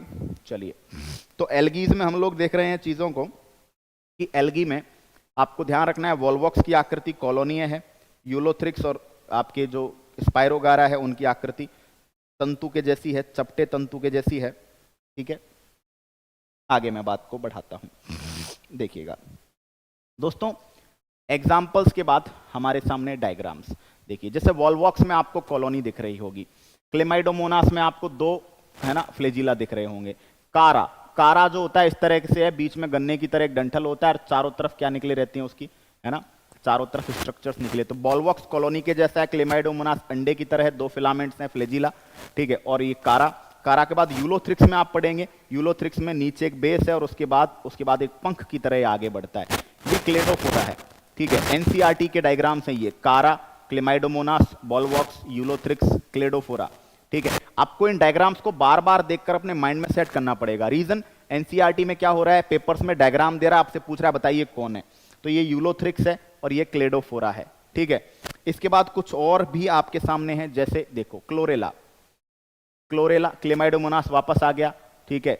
और किसी को याद करने की जरूरत नहीं है, आप एक याद जरूर रख लें, ये वाला समुद्री सलाद है ना, अलवा, ये क्लियर। और आप इनमें से याद, ये क्लोरेला याद रख लें, ठीक है।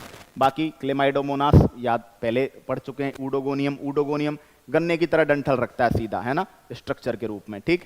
तो ये कुछ डायग्राम्स वापस आपके सामने हैं, इनको अच्छे तरीके से देख सकें, ठीक है। चलिए, है ना, चलिए, चलो भाई, प्लीज डोंट रिपीट कमेंट्स, है ना। मैं सारे कमेंट्स देख रहा हूं और मैं इसके ऊपर विस्तृत जानकारी भी ला दूंगा। अब बात कर रहे हैं ब्रायोफाइटा। अब छोटी छोटी जानकारियां हैं, ज्यादा समय आपका नहीं जाएगा, ठीक है। देखो सबसे पहले ब्रायोफाइटा के बारे में, क्योंकि बातें रिपीट होंगी। फर्स्ट टेरेस्ट्रियल प्लांट है, करेक्ट है, पहली बार भ्रूण डेवलप हुआ, ठीक है। जाइलम फ्लोएम नहीं पाए जा रहे। ब्रायोफाइटा पादपों में जड़ की सहायता से मृदा में स्थित रहते हैं। जड़ का मतलब है राइजोइड, मूलाभास। ये आ गया क्वेश्चन, मूलाभास कहां से बनते हैं? तो मूलाभास जो होते हैं वो उपकला ऊतक, जो एपिथेलियल टिश्यू हैं, उपकला ऊतक जो हैं, उपकला ऊतकों में उनकी जो एपिडर्मल सेल है, उपकला ऊतक की जो एपिडर्मल कोशिका है, उनके द्वारा मूलाभास का निर्माण होता है। आ रखा है क्वेश्चन की, एनसीईआरटी ने लिखा है मूलाभास का निर्माण कहां से होता है? उपकला ऊतक की एपिडर्मल कोशिकाओं से। मूलाभास यूनिसेलुलर मल्टीसेलुलर दोनों हो सकता है, क्लियर। जो एक बच्चा है बार बार जो कमेंट रिपीट कर रहा है, आई विल नॉट आंसर, मैं आपको कह चुका, मैं आपका कमेंट देख चुका हूं, मैं उसका रिप्लाई कर दूंगा, वीडियो बना दूंगा, जानकारी दे दूंगा, प्लीज नहीं रिपीट करें। ब्रायोफाइट पादपों को निषेचन के लिए जल की आवश्यकता होती है, इसलिए जल पर सफल नहीं हो पाए। ब्रायोफाइट पादप बहुत ज्यादा वाटर को स्टोर कर सकते हैं, इसलिए ब्रायोफाइट पादप बाढ़ की तीव्रता को कम करते हैं। साथ ही साथ ब्रायोफाइट पादप झुरमुट के रूप में होते हैं, इसलिए मृदा अपरदन, सॉइल इरोजन कम करते हैं। तो बाढ़ की इंटेंसिटी को घटा देते हैं, क्योंकि वाटर को बहुत ज्यादा एब्जॉर्ब कर सकते हैं, वाटर को बहुत ज्यादा अपनी सरफेस पे कैप्चर कर सकते हैं। तो देखो ये बातें तो हमारी हो ही गई थी पहले कि साहब ब्रायोफाइटा में भ्रूण पाया जा रहा है, ब्रायोफाइटा में पत्ती और तने के जैसी, ब्रायोफाइटा में पत्ती और तना पाया जा रहा है। जड़ की जगह पे मूलाभास पाए जा रहे हैं। फिर बात करी ब्रायोफाइटा में जाइलम नहीं है, ब्रायोफाइटा में फ्लोएम नहीं है, क्लियर। ये बात हमारी हो ही चुकी थी। भ्रूण पाया जाने लग गया, संवहन ऊतकों का अभाव है, ठीक है, क्लियर। ये एक ब्रायोफाइट जो एनसीईआरटी ने डायग्राम बिल्कुल याद रखना है, रिक्सिया, रिक्सिया, क्लियर, बिल्कुल डिस्क की फॉर्म में होता है रिक्सिया। एनसीईआरटी का ही डायग्राम आपके पास आएगा, ठीक है। चलो इसके बाद बात करता हूं मैं, ब्रायोफाइट मृदा अपरदन रोकते हैं। अकॉर्डिंग टू एनसीईआरटी बात करें तो एग्जांपल में मार्केंशिया, रिक्सिया, स्फेगनम, फ्यूनेरिया आदि। ब्रायोफाइट पादपों को मॉस भी कहते हैं, और ये बहुत आता है। स्फेगनम जो है ना, इससे पीट कोयला बनाया जाता है, सबसे बुरा कोयला। अब देखो फ्यूनेरिया, तो सांप की तरह ऊपर इस तरह से स्ट्रक्चर बना के रखता है फ्यूनेरिया, ठीक है। और एक सिंपल जो ऐसे कह सकते हैं, कांटेदार जैसा दिखने वाला, है ना, ऐसे इरेगुलर कोई आकृति नहीं है प्लांट की, ठीक है। तो ये स्फेगनम है, क्लियर। और यहां पे आप देखेंगे मार्केंशिया, है ना, ऐसा लगता है शेषनाग के जैसा। तो आप इस तरह से चीजों को याद रखें कि भाई मार्केंशिया जो शेषनाग के फण की तरह दिखता है। एक सिंगल फण की बात करें तो फ्यूनेरिया में फण होता है ना। स्फेगनम जो है ना, स्फेगनम की कोई फिक्स आकृति नहीं है। तो आप डायग्राम्स को, इमेजेस को देख देख कर ही सेट कर पाओगे, बाकी याद करने का कोई मेथड नहीं है। आपको इमेजेस को ही माइंड में बिठाना है, आपको चित्रों को ही दिमाग में बिठाना है, और इनको बार बार देखना है। एनसीईआरटी के डायग्राम्स हैं। तो ब्रायोफाइटा में एग्जाम्पल आपको याद रखना है, Marchantia, Riccia, sphagnum, Funaria, clear. 4 नाम याद रखेंगे एनसीईआरटी के, क्लियर, ओके, ठीक। नेक्स्ट हम बात करेंगे टेरिडोफाइट। डेवलपमेंट वहीं हो रहा है, पहले स्थलीय पादप हैं, हम पढ़ चुके हैं, वनस्पतिक सर्प कहते हैं। पहली बार जाइलम फ्लोएम पाया गया, जड़ तना पत्ती, क्लियर है। अब सुनो, सबसे बड़ा टेरिडोफाइट साइथेया और सबसे छोटा टेरिडोफाइट एजोला। सबसे बड़ा ब्रायोफाइट पादप कौन है? आप बोलेंगे साइथेया। और सबसे छोटा टेरिडोफाइट कौन है बताओ? आप बोलेंगे एजोला। एनाबीना नाम का, बोलो याद करो, मोनेरा में पढ़ा है, एनाबीना नाम का नीलहरित शैवाल एजोला टेरिडोफाइट की लीव्स में सहजीवी संबंध बनाकर रहता है, सिम्बायोटिक रिलेशन बनाकर रहता है, नाइट्रोजन का स्थिरीकरण करता है, मिट्टी में नाइट्रोजन का कंटेंट बढ़ाता है, इसलिए एजोला को एक अच्छा जैव उर्वरक माना जाता है। टेरिडोफाइटा के उदाहरण की बात करें, fern, Selaginella, equisetum, Marsilea, Pteridium. Marsilea और मार्केंशिया में अंतर समझना, मार्केंशिया ब्रायोफाइट में है, मार्सिलिया टेरिडोफाइट में है।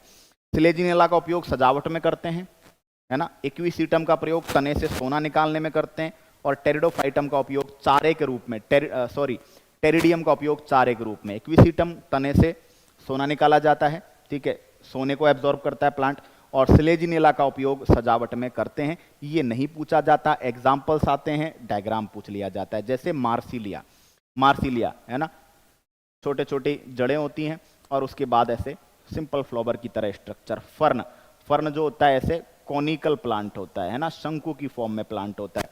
और इक्विसीटम देखिए, तो डायग्राम ही देखना है आपको, डायग्राम को ही दिमाग में बिठाना है, बार बार देखना ही आपके पास तरीका है। Marsilea, fern, equisetum.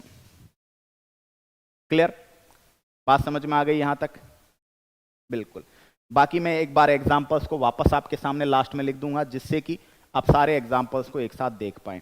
क्लियर, तो डेवलपमेंट समझ में आ गया तो आधी सारी चीजें समझ में आ ही जाती हैं। क्लियर हो गई बात? सबसे बड़ा टेरिडोफाइट आपके सामने साइथेया, सबसे छोटा टेरिडोफाइट आपके सामने आ गया। ठीक है, चलिए आगे बढ़ें।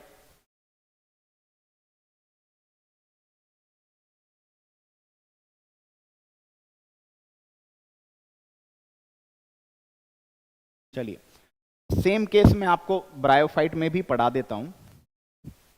ठीक है, ये सबसे बड़ा ब्रायोफाइट डाउसोनिया और सबसे छोटा ब्रायोफाइट जूओप्सिस है। सबसे बड़े ब्रायोफाइट का नाम क्या है? डाउसोनिया। और सबसे छोटा ब्रायोफाइट कौन सा है? जूओप्सिस। सबसे बड़ा टेरिडोफाइट साइथेया, सबसे छोटा टेरिडोफाइट एजोला। क्लियर, डायग्राम्स के साथ। अब पढ़िए जिम्नोस्पर्म।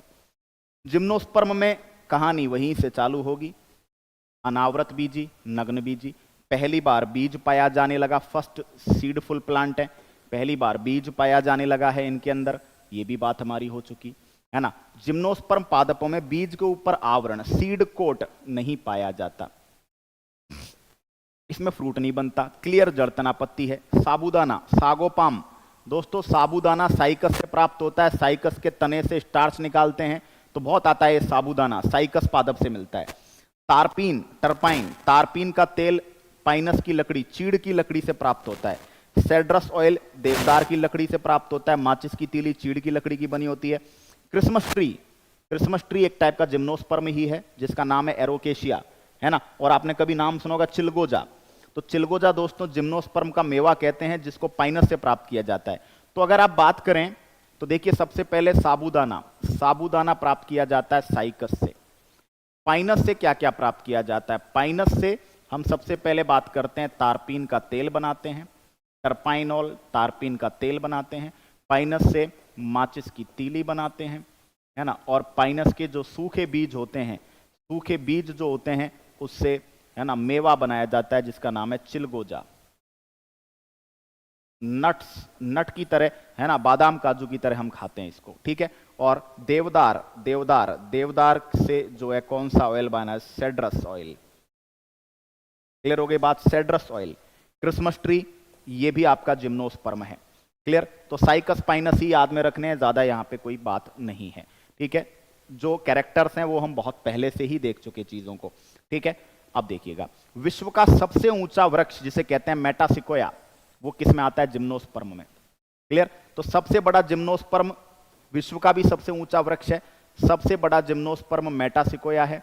क्लियर, और सबसे छोटा जिम्नोस्पर्म जो है उसका नाम है जेमिया पिग्मिया। क्लियर, सबसे बड़ा सबसे छोटा याद रख सकते हैं, फ्रूट इनमें बनता नहीं है। क्लियर, जिम्नोस्पर्म की बात करें तो साइकस, जिंगो, इफिड्रा जिम्नोस्पर्म के एग्जाम्पल है। इफिड्रा से इफिड्रीन नाम की औषधि बहुत आई है, हाई ब्लड प्रेशर को कम करती है। क्लियर, इफिड्रा से। ठीक है, बात यहां तक समझ में आ गई। ये साइकस का पेड़ आप देख लीजिए, ये पाइनस देख लीजिए, आपको डायग्राम प्रॉपर दिखेगा, साइकस एंड पाइनस। ठीक है, तो आपको भी ये चीज समझ में आ रही होगी कि थोड़ा कंटेंट जो रटने का है, सबसे बड़ा ब्रायोफाइट, सबसे छोटा ब्रायोफाइट, सबसे बड़ा जिम्नोस्पर्म, सबसे छोटा जिम्नोस्पर्म, है ना। इसके अलावा साइकस कहां काम में आ रहा है, पाइनस कहां काम में आ रहा है, ठीक है। एग्जाम्पल्स को छोड़ दो, और अगर आप जो यूजेस एंड यूटिलाइजेशन को छोड़ दो, तो जो चीजें हैं वो तो हम पहले ही पढ़ चुके, डेवलपमेंट ऑफ द कंटेंट, ठीक है। अब एंजियोस्पर्म में देखो भाई, बीज के ऊपर आवरण पाया जाने लग गया, ये आपने देखा है, फल बनने लग गया, पादपों का सबसे बड़ा समूह है, सबसे विकसित समूह है, सबसे बड़ा आवृत बीजी है यूकलिप्टस, जिसे कहते हैं सफेदा, बहुत तेजी से बढ़ता है, पर्यावरण का आतंकवादी कहते हैं, इको टेररिस्ट कहते हैं, आसपास के पेड़ों के लिए पानी नहीं बचने देता, सारा पानी पी जाता है ना, वाटर का ओवर एक्सप्लॉयटेशन करता है, जल का अति दोहन करता है, बहुत ज्यादा पानी खींच लेता है, आसपास के एरिया को वाटर ड्राई बना देता है, जल शुष्क बना देता है, जिसकी वजह से आसपास के क्षेत्र में पानी कम पड़ जाता है और दूसरे पेड़ ग्रो नहीं कर पाते, ठीक है। सबसे छोटा, जो सबसे बड़ा तो हो गया सफेदा यूकलिप्टस, सबसे छोटा हो गया लेमना। अब कुछ चीजें, सबसे बड़ा फ्लावर रेफ्लेशिया का, सबसे छोटा फ्लावर वुल्फिया, सबसे बड़ा पुष्प रेफ्लेशिया, सबसे छोटा पुष्प वुल्फिया, सबसे बड़ा बीज सीड डबल कोकोनट जिसे लोडोसिया कहते हैं, और सबसे छोटा सीड जो है वो आर्किड का है। सबसे बड़ी पत्ती विक्टोरिया रेजिया पादप में होती है। दोस्तों, टेरर ऑफ बंगाल किसे कहते हैं, ध्यान रखना, बहुत आता है, जलकुंभी, जिसको वाटर हायसिंथ कहते हैं, और इसको बोलते हैं आइकोर्निया क्रैसिपिस। दोस्तों, जलकुंभी, इसके सुंदर पुष्पों की वजह से बंगाल में इसको ग्रो किया गया था, लेकिन थोड़े दिन में पता चला जिन जिन वाटर स्पोर्ट्स पे इसको ग्रो किया गया वो सारे के सारे वाटरलेस, वो सारे के सारे जो है ना, वो दलदल में कन्वर्ट हो गए। क्यों कन्वर्ट हो गए समझना, क्योंकि ये जो जलकुंभी थी, ये पानी की ऑक्सीजन ज्यादा खींच लेती। ध्यान रखना, एक तो है आपके पास सफेदा यूकलिप्टस, जो जमीन में पानी जो होता है उसको बहुत ज्यादा कैप्चर करता है, जिससे आसपास का एरिया वाटर ड्राई बन जाता है, और दूसरा है आपके पास आइकोर्निया क्रैसिपिस, जिसे कहते हैं जलकुंभी, जो पानी में मौजूद ऑक्सीजन को बहुत ज्यादा खींच लेता है, जिससे बाकी जो जीव हैं उनके लिए ऑक्सीजन कंटेंट की अवेलेबिलिटी, ऑक्सीजन कंटेंट की उपलब्धता कम हो जाती है, जिससे जो वो जीव हैं वो क्या करने लग जाते हैं, वो बिना ऑक्सीजन के अभाव में मरने लगते हैं, प्लांट्स भी डेड होने लगते हैं, एनिमल्स भी डेड होने लगते हैं, और इस कारण क्या होता है, इस कारण दोस्तों वो धीरे धीरे करके वो दलदल में कन्वर्ट होने लगता है, मड में कन्वर्ट होने लगता है। क्लियर हो गई बात, यहां तक समझ में आ गई है बातें? चलिए यहां तक आगे बात करते हैं। नेक्स्ट, पुष्पीय पादपों को ध्यान देना, पुष्पीय पादपों को फेनरोगेम कहते हैं, जबकि अपुष्पी पादपों को क्रिप्टोगेम कहते हैं। ये भी मैं पहले ही बता चुका हूं। मैंने क्या कहा था आपको कि जो भूमिका मैंने यहां बना दी थी, जो भूमिका यहां बना दी थी, जो फाउंडेशन यहां तैयार कर दिया था, वो आपको आगे तक काम में आएगा, बस इसी को दिमाग में बिठाना है। क्लियर? अब आपने देखा होगा दोस्तों, बीज पाया जा रहा है, तो दोस्तों जो एंजियोस्पर्म पादप है वो दो कैटेगरीज में होते हैं, एक मोनोकॉट, दूसरा डाइकॉट। मोनोकॉट, जिनमें एक बीज पत्र, अरे जिनका बीज दो टुकड़ों में टूट जाए, द्विबीजपत्री, जिनमें ना टूटे, एक बीज पत्री। तो एक बीज पत्री में कई बार क्वेश्चंस आ जाते हैं, प्लांट्स की कुछ फैमिलीज हैं जो पाई जाती हैं, जैसे लिलिएसी, तो लिलिएसी में लहसुन प्याज आता है। अब देखो यहां से आपके दो फायदे हैं, एक तो डायरेक्ट एग्जाम्पल भी आ सकता है कि भैया लहसुन प्याज किस फैमिली के सदस्य हैं, किस कुल के सदस्य हैं, तो लिलिएसी। केला, बनाना म्यूजेसी में आता है। पाल्मी, पाल्मी, तो पाल्मी में आता है सुपारी, नारियल, ताड़, खजूर। सुपारी, नारियल, ताड़ को पाम बोलते हैं, ताड़ का तेल आपने पढ़ा होगा। खजूर डेट पाम कहलाता है, नारियल, सुपारी। इसके अलावा ग्रेमिनी, तो ग्रेमिनी में देखना जितनी भी घासें हैं, गेहूं, मक्का, बांस, गन्ना, चावल, ज्वार, बाजरा, तो अनाज जो आप पढ़ रहे हो जनरली, जो अनाज आप देख रहे हो वो ग्रेमिनी कुल में आ रहा है, और वो कैसा होता है, एक बीजपत्री। तो एक बीजपत्री में लिलिएसी, लहसुन प्याज, म्यूजेसी, केला, है ना, सुपारी, नारियल, उसके बाद ताड़, खजूर, उसके अलावा गेहूं, मक्का, बांस, गन्ना, चावल। मक्का भी आपने, बांस आपने पढ़ा होगा, बेम्बू, बांस एक ग्रास है, बेम्बू बहुत तेजी से बढ़ने वाला पादप है। ये तो हो गए एक बीजपत्री। द्विबीजपत्री में देखोगे क्रूसीफेरी, सरसों बहुत पूछी गई है, मूली, सलजम, सरसों आते हैं क्रूसीफेरी में। मालवेसी में कॉटन, भिंडी, गुड़हल, मालवेसी में। लेग्यूमिनेसी में ध्यान रखना सभी दालें, पल्सेस, सभी दालें लेग्यूमिनेसी में आती है, साथ ही साथ बबूल, छुईमुई, मिमोसा प्यूडिका, छुईमुई किस में आती है, लेग्यूमिनेसी में आती है। कंपोजिटी, दोस्तों कंपोजिटी में आते हैं खुशबूदार पौधे, जिनसे खुशबूदार तेल, जैसे सूरजमुखी, कुसुम, गेंदा, डहेलिया आदि। रूटेसी, रूटेसी में आते हैं नींबू, संतरा, मौसमी, और जो बेल वाले पादप है वो रूटेसी में आते हैं। कुकुरबिटेसी में आता है सलाद, ककड़ी, तरबूजा, खरबूजा, है ना, टिंडा, कद्दू, लौकी, परवल, ये कुकुरबिटेसी में आते हैं। और रोजेसी की बात करें तो आपको दो याद रख लेना, गुलाब ध्यान रख लेना रोजेसी, और सेब भी इसी में आता है रोजेसी में। क्लियर? तो भैया ये तो रट्टा है, बट क्या कर सकते हैं, एग्जाम में आते हैं क्वेश्चन। रोजेसी में गुलाब, सेब याद रखेंगे। कुकुरबिटेसी में सारे सलाद, खीरा, ककड़ी, तरबूज, खरबूजा, लौकी, है ना, ये याद रखेंगे। क्रूसीफेरी में मूली, सलजम, सरसों याद रख लो। मालवेसी में आपको याद रखना है भिंडी, कपास, गुड़हल। लेगुमिनेसी में दालें याद रख लो मोस्टली। कंपोजिटी में खुशबूदार कुसुम, गेंदा, सूरजमुखी, है ना, ये याद रखें, ठीक है। और रूटेसी में नींबू, संतरा, मौसमी याद रखें। ये हमारा क्लियर एक तरीके से। अब मैं जब एग्जाम्पल्स की बात आपसे कर रहा हूं, एग्जाम्पल्स, तो एल्गी के जो प्रमुख एग्जाम्पल आप याद रखेंगे, एल्गी में, शैवाल में, तो शैवाल में आप नाम याद रखने बहुत आते हैं। क्लेमाइडोमोनास शैवाल है। कैल्प समुद्री शैवाल याद रखें। अल्वा ये याद रखें। यूलोथ्रिक्स याद रखें। स्पाइरोगायरा जनन में भी पढ़ा है आपने, स्पाइरोगायरा, स्पाइरोगायरा।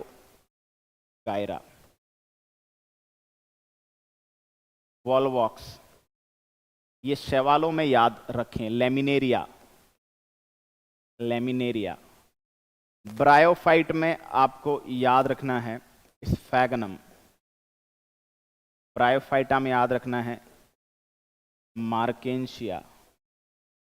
ब्रायोफाइट में याद रखना है फ्यूनेरिया। ब्रायोफाइटा में याद रखना है रिक्सिया।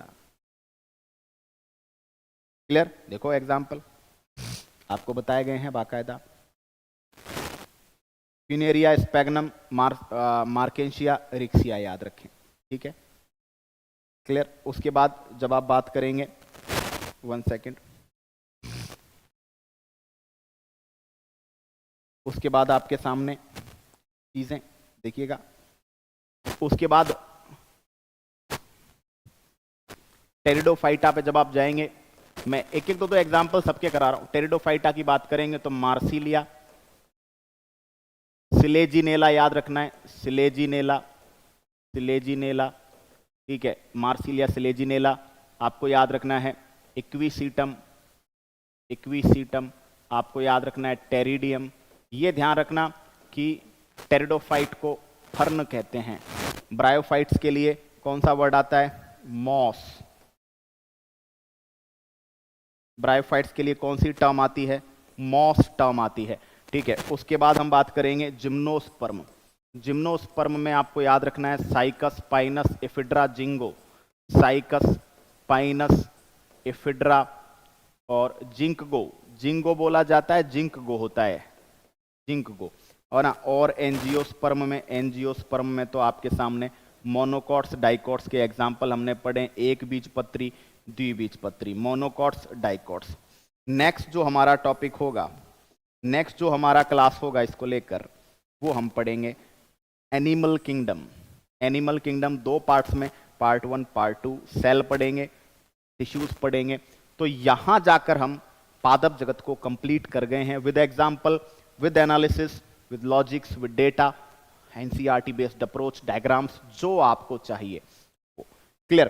तो एक बार क्लास में मैं चाहता हूं कि आप ये बताएं कि भाई किस तरीके से जो है किस तरीके से आपको ये चीजें दिमाग में बैठी हैं। एक बार अपना जो माइंडसेट है मुझे बताएं कि आपको कैसी लगी ये क्लास। रैपिड फास्ट वर्जन में, कम टाइम में, बेस्ट अप्रोच, बेस्ट कंटेंट और बेस्ट प्रेजेंटेशन, डीप एनालिसिस के साथ हमने बात करी है। Clear? I hope so you all enjoy the class. कल मॉर्निंग में हम मिलेंगे एमसीक्यू सेशन में हमारे, और देन इवनिंग में हम लोग एनिमल किंगडम को रीच आउट करेंगे।